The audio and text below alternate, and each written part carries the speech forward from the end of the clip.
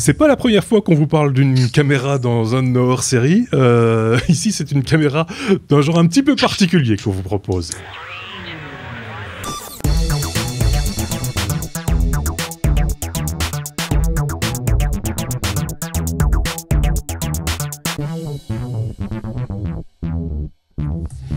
Non, en effet, on avait parlé d'une caméra JVC, j'ai perdu la référence, je l'avais en tête, mais je l'ai oublié.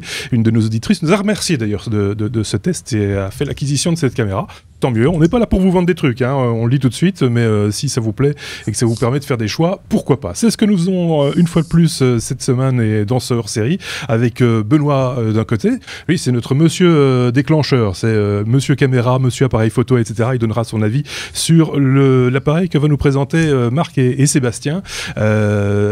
Salut les gars, d'informaticien.be. Sébastien, tu as testé pour nous depuis un bon moment maintenant une dashcam. Alors la dashcam, on va pas faire de dessin, on sait tous ce que c'est maintenant, c'est une caméra embarquée en fait, hein, c'est ça. C'est ça, c'est une caméra, mais elle est embarquée, non rien du tout, elle est juste posée, enfin attachée à ton pare-brise. Oui, sinon, elle est embarquée dans la voiture. Elle est embarquée dans la voiture, mais toi aussi, avec un conducteur embarqué. Alors une dashcam, voilà, c'est ça. Celle-là est grosse, hein, soit dit en passant. C'est de la dashcam de compétition. Il faut pas un pare-brise de Mini, quoi. Voilà, donc voilà, c'est un peu compliqué, mais c'est pas ma première. Donc j'en avais une précédente qui a fait. Faut déjà se dire que vous achetez une dashcam que ça a une durée de vie pour certaines qui sont assez limitées. Je dirais 6 mois, 1 an, et puis après, on avait... Pourquoi tu t'allumes, petite dashcam? et donc... donc, si vous voulez justement l'écran allumé, vous voyez, c'est ça. On me voit... C'est magnifique. Ouais, parfait. Mais on va y venir justement parce qu'elle se recoupe. Donc la première a tenu, je dirais, moins d'1 an parce que comme je roule quand même pas mal, ça s'allume, ça s'éteint, ça s'allume, ça s'éteint. Et pour finir, la batterie claque, la carte mémoire claque, donc faut pas investir non plus des milliers et des cents dans ce genre de matériel. À quoi ça sert une dashcam, hein, en gros, parce que bon, c'est une caméra, oui. Et ça filme la route tout le temps. Alors tout le temps, non. Ça s'allume et ça s'éteint quand vous mettez le contact et qu'elle reçoit de l'alimentation sur la prise, et puis quand vous coupez la bagnole, ça se coupe. C'est magique, hein, c'est automatique. Et donc dès que vous roulez, ça filme, et si vous avez un crash ou quelqu'un se jette sous votre voiture ou vous avez vu un truc magnifique, et ben vous avez l'image. C'est enregistré sur la carte, vous pouvez la récupérer. Ça m'est déjà arrivé de l'utiliser quelques fois pour être sûr que je m'étais pas fait flasher. Hein, voilà, j'espère que la police nous écoute pas. Et donc pour repasser, surtout aujourd'hui. C'est le seul à mettre sa dashcam à l'arrière de la voiture. Il y en a 3 en fait. Oui, mais non, j'ai vérifié qu'il n'y avait pas eu le flash, tu vois, donc j'ai vraiment bien vu, j'étais pas sûr. D'accord.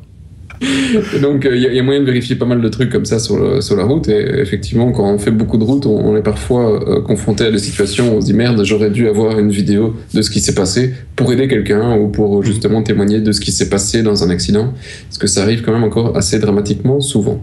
Alors qu'est-ce qui est intéressant de regarder sur une dashcam, parce que celle-ci elle vaut quand même 300 boules, hein, ouais, donc c'est quand même une dashcam qui coûte un peu cher, mais la plupart sont entre 50 et 100 euros.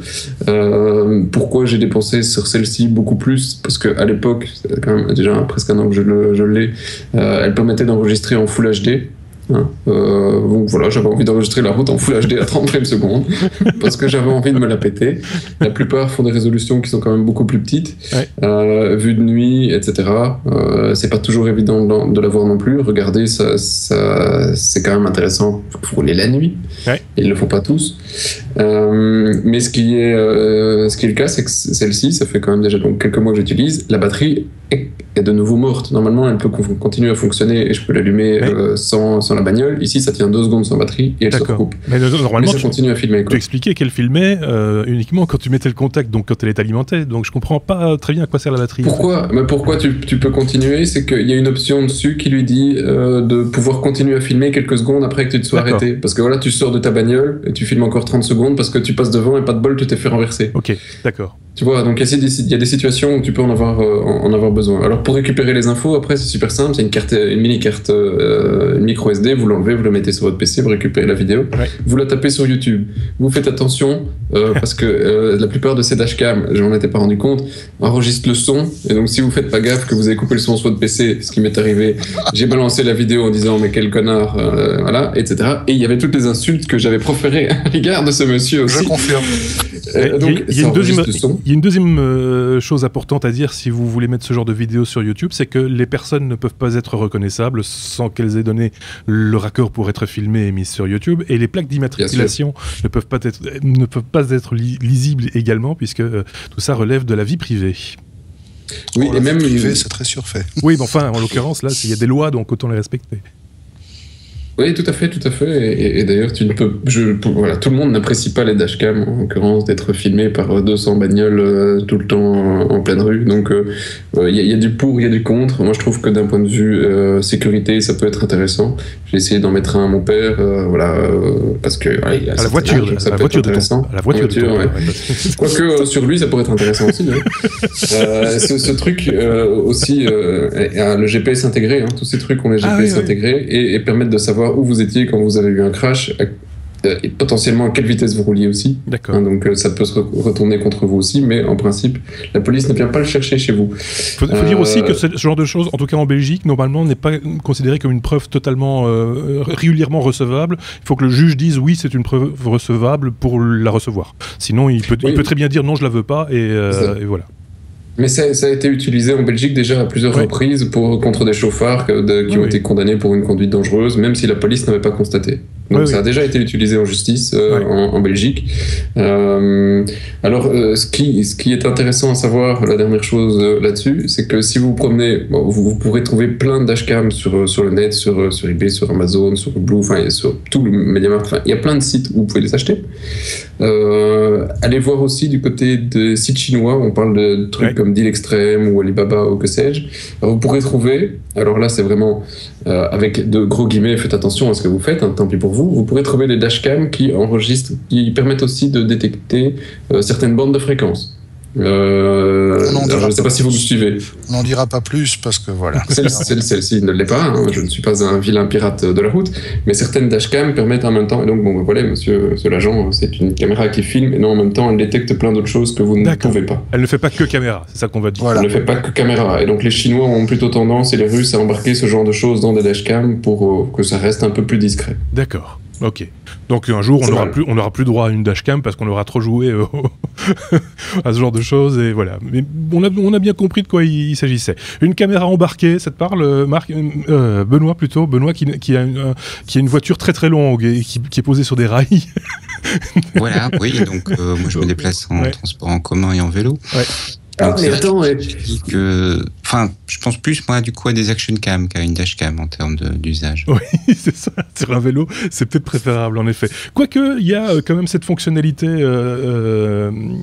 Seb, qui est en fait que c'est un petit peu comme ces caméras de surveillance qui enregistrent en boucle tant qu'on n'a pas touché à la carte. En fait, tant qu'on n'a pas sorti la carte, il va enregistrer, et puis à un moment donné, il va effacer ce qu'il a enregistré il y a X temps. Ouais. Hein, donc, sauf si tu appuies sur le bouton. Si tu appuies sur le petit bouton, il va considérer que c'était une bonne vidéo et il la garde pour plus tard. C'est ça, voilà.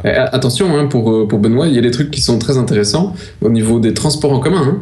Hein. Je ne sais pas si vous vous souvenez, pendant la nuit sur ZDF à l'époque, on avait des heures et des heures de trajet en train. Donc si ça lui manque chez lui, il n'y a pas besoin de dashcam. Il peut regarder simplement ZDF. J'espère que ça existe toujours.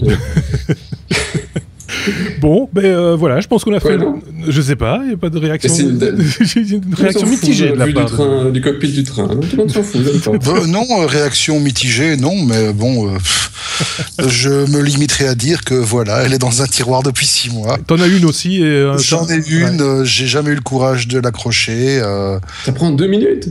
Oui, je sais, mais j'ai toujours pas. Enfin, ouais, voilà. Bon. Voilà, il faut avoir envie, il faut avoir il faut y trouver. J'ai déjà le support du GSM. De toute façon, j'ai déjà le support de la ligne du GSM. Ça fait déjà un port allume-cigare bouffé. Je vais pas commencer à mettre un hub d'allume-cigare pour brancher tous les trucs que je mets. C'est une voiture, quoi. C'est pas un avion de chasse non plus. Quoique des fois, vu comment tu l'as conduit, enfin soit. Oui, non, ça c'est une autre discussion. Et puis bon, n'oubliez pas que de plus en plus de constructeurs aujourd'hui commencent à sortir des voitures qui sont bardées de capteurs, dont des caméras, et dont les caméras peuvent être utilisées pour justement cette utilité-là. C'est ça, oui. J'en vois pas encore beaucoup dans les bagnoles. Hein. Non. Tesla, caméras, oui, mais Tesla le fait. Tesla le fait déjà. Oui, mais c'est une voiture qui est mainstream. Hein. Totalement, oui. 100 boules, 100 000 boules. Qu'est-ce que c'est de nos jours? Bon, je pense qu'on a bien fait le tour de cette question-là. En tout cas, on y reviendra éventuellement avec d'autres accessoires un petit peu originaux. Et si vous avez des questions, comme d'habitude, n'hésitez pas à nous les poser via les commentaires en dessous de cette vidéo ou sur Facebook ou sur Twitter. C'est comme vous l'entendez. Nous, on lit tout de toute façon et on essaie de répondre chaque fois à vos questions. Merci beaucoup. À très bientôt. Au revoir.